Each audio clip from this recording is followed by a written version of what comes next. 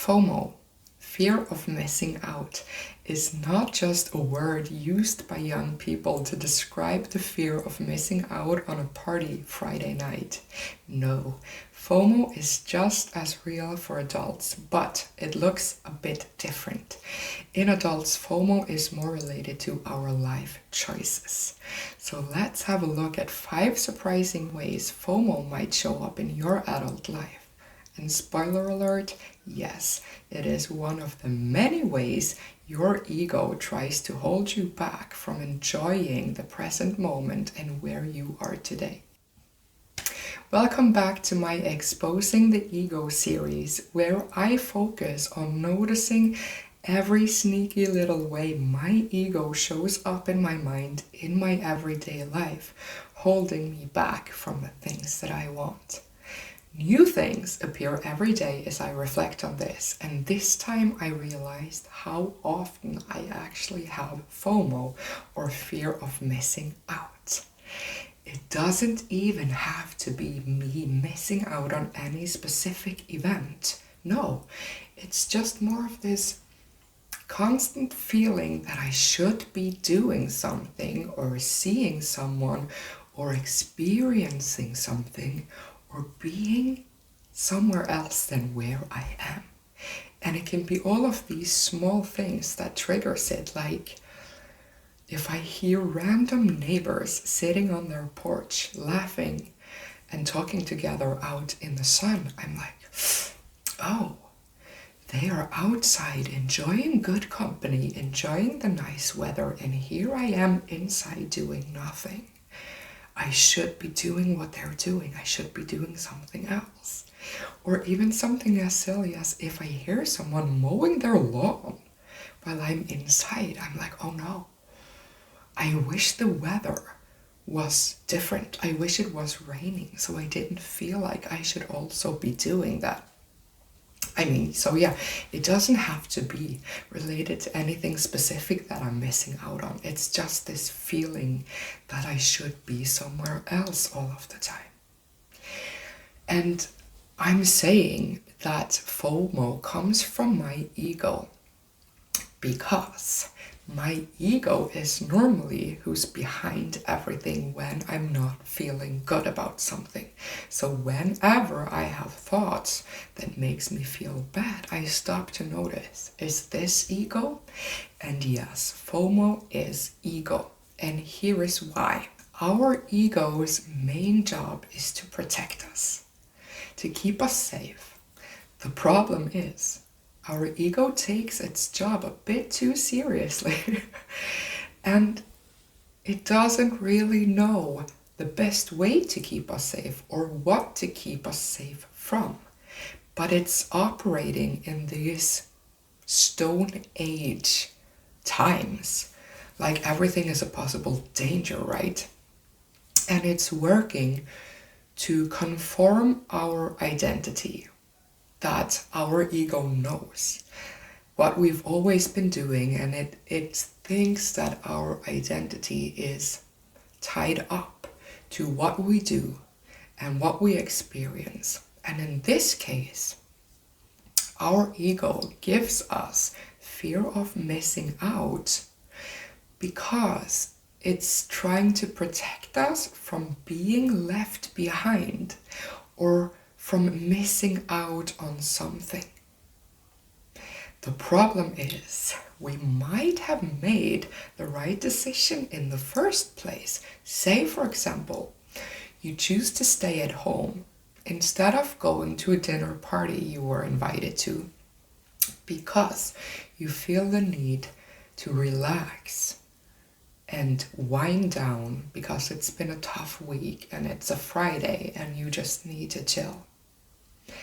Instead of you enjoying that, your ego will quickly make you question that decision, making you think thoughts like, what if everyone else at this dinner party right now is bonding over something that I'm not a part of? Or what if they will have these great stories to share and I won't even know what they're talking about because here I am at home on my couch, right? That is not helpful. So it doesn't take into the equation that you might have made the right choice by staying at home, because it just thinks it needs to protect you from being left out. So FOMO, or fear of missing out, I think is just a new word, a new way of saying comparison, of comparing yourself to others. That is what FOMO is all about, right? They're doing what I'm not doing right now. And as I said, as an adult, FOMO might look a bit different than from when you were young, when it's more related to missing out on specific events like a party on a Friday night, or a concert, or just friends meeting up together. So I reflected on this, and I found 5 ways that FOMO shows up in our adult lives that I didn't quite think of as FOMO before. So I think it was quite interesting to see. And then FOMO shows up in adult lives in ways related to the life choices we made or we didn't make, right? So number 1, FOMO regarding career comparison. You're an adult now, and you might have the experience that everyone around you seems to be climbing the ladder in their career, or getting more money, getting more financial freedom, or getting more success than you are. FOMO then shows up. Your ego comes into your head, making you question, did I miss my window? Am I falling behind in my career? Because everyone else seems to be accomplishing things that I don't feel like I'm accomplishing. And then that will make you second guess where you are in your career, unrelated to if it's actually somewhere you want to be or not, but just from comparing yourselves to the other people you see around you. And I think that often leads to people just working for or searching for something that they didn't even want to begin with. But we get confused when we see different sides of it, people having it a different way than us, and our ego comes in and says, maybe that is what my career should look like as well. That's interesting if you ask me, because we are so used to just being influenced by what we see in that way, by comparing ourselves. So our FOMO comparison tells us, this is what I should be doing, or this is where I should be in my career today. And number 2, family or milestone comparison. So in young adults or even older adults, just dependent on where you are in your life, you might experience your friends or the people around you buying houses, or getting married, or making families, and you're not there. And that could even be from your own choice, but by comparing yourself to them, they have more things than you have. They have a house more than you have, or they have a spouse more than you have, or kids more than you have. So that is your ego jumping in and telling you, should I have that as well? Am I lonely? Am I doing something wrong? Will I ever have that? Without even asking if it's something you want. That's interesting. And FOMO in this area can also show up when you're further than that. Like, for example, you have a house and you are married and you have kids, or one of these things at least. But then You start comparing yourself to your friends that is also in that situation. But it seems as if they have closer bonds in their family, for example. Like they have more dinners together, or they support each other in more ways, or their kids is chirping in on the house chores more. All of these things. And that might make you feel bad, or as your family or your milestones or your everyday life with these things in it is not living up to the societal standard, because everyone else seems to be having more and you don't. So that's a different way of experiencing FOMO when it comes to family or milestones. And I think that's the case for many of us. And then number 3, lifestyle envy. So you might be on YouTube or on social media, scrolling, or on Facebook, seeing what your friends are posting, and seeing people living these adventurous lives. Maybe they have a lot of money, a lot of freedom. Maybe they travel the world. Maybe they go to experience different things many nights a week, like cultural things. Or they just live their life an entirely different way than you. So then FOMO kicks in, fear of missing out on those experiences in your everyday life.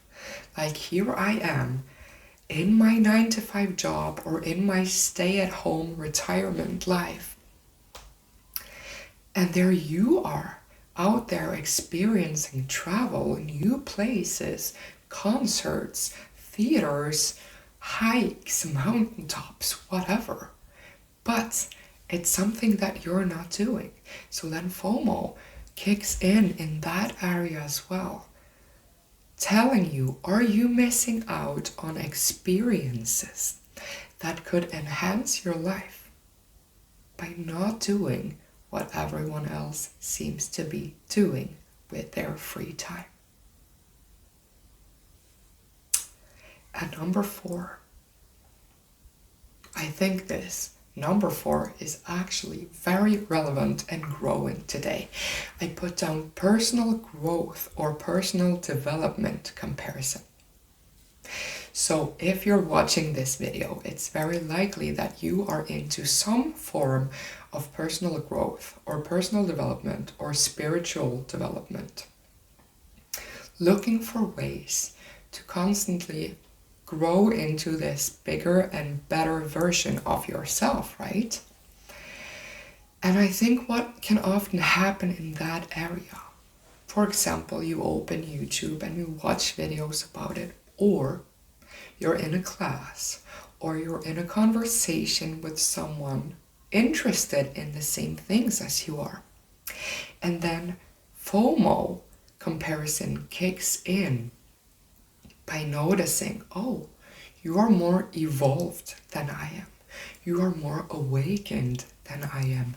You are doing all of these different courses and classes and trying new methods that I'm not. I'm just sitting here with my head trying to fix things, but you're out there doing you're on a yoga retreat in Bali.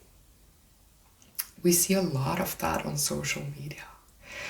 And that is a very easy way for our egos to sneak in and give us fear of missing out on these personal growth opportunities that everyone else out there seems to be taking or experiencing. So where our ego makes us afraid that we're falling behind in our personal growth if we are not doing the same that everyone else seems to be doing. And then number 5, it's a hard one, and I think it is very relevant as we grow older. Comparison to the younger version of yourself. How often do we get these reminders or give ourselves these reminders? Actually, our ego does. When I was young, I was careless. I was free. I was so happy. I didn't care about these responsibilities. I didn't let these and these things hold me down. I enjoyed my life. I did things that I loved doing. And then for some reason, somewhere along the way, I just stopped doing those things. So our ego will make us question, what if I followed that voice when I was younger? Or what if I just never grew up and kept that mindset that I had when I was younger? What could my life look like today? And how much better did my life feel back then? So it gives us, our ego gives us fear of missing out on the life we could have had or the life we once had. And that one is a tough one, right? But very relevant, and for me it was a very surprising thing that I reflected on as I reflected on ways that FOMO might show up in my adult life. So now the question is there something we can do about that FOMO? Is there a way we can step out of the ego and then return to the present moment? The answer is yes. And you're already starting to do that just by noticing and reflecting on the different ways you get fear of missing out on things in your life or compare yourself to others. Then you have already started observing the thinker, which is your ego. So what I always like to do when I find that I have a negative feeling towards something, I stop and I notice, oh, I'm feeling bad. This must be my ego speaking. So what I do then is then I ask the one that's on my different shoulder, my other shoulder, which I like to call my inner being, which I see as the one below my thoughts. Because the ego is just accumulated, trained thought patterns. But my inner being is my actual desire and what actually knows how to make me feel good beyond those thoughts, underneath those thoughts. So I ask, what does my inner being feel about this? And that just instantly shifts my mindset and brings me back into this moment and out of the comparison. And a different way we can ask that in this particular theme about FOMO, to also engage our inner being and actually get clarity whether or not this is something we actually feel or if it's just our ego tricking us to feel it, is to ask, what am I afraid I will miss? And then, what am I missing out on right now in this moment by focusing on this? So say, for instance, you chose to stay home from that dinner party. I don't know why I'm always sitting on the floor, but I feel like I talk more freely, but then my feet fall asleep. So sorry about the constant moving, but say you chose to stay home from a dinner party because you felt the need to relax and regain energy. By asking yourself, what am I afraid I'll miss? And then, what am I missing out on right now in this moment? By thinking about that, you will quickly see that what is the point of me choosing to stay at home, to feel better, There's a reason I made that decision. So I can either stay here and allow myself to chill and relax and feel good about it, or I can think about what I'm missing out on over there. And then you'll see what's the point of staying at home if you're not even giving yourself the benefit from staying at home that was the reason for your whole decision to stay at home. You see? And also, asking that question, what am I afraid I will miss? You might also find the answer to whether or not your FOMO is just trained thought patterns, or if it's an actual desire of yours that makes you feel that way. Trained thought patterns could be maybe you had some experiences while you were younger or recently that made you feel like you were being left out, or that you missed out on something or somewhere you should have been.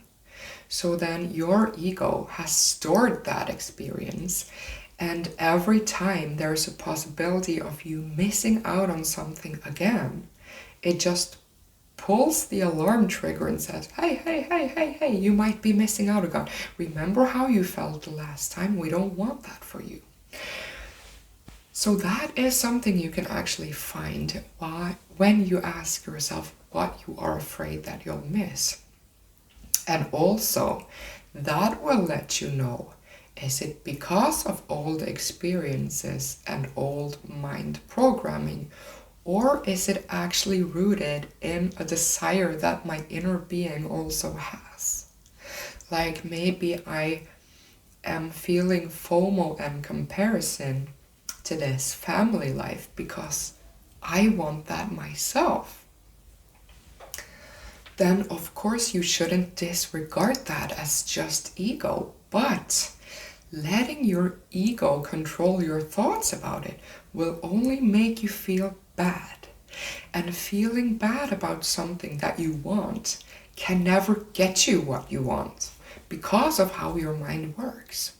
So if you just think about the fact that I would like that family life, but I don't have it, you tell your mind to only focus on everything that is aligned with you not having it and you not being able to get it.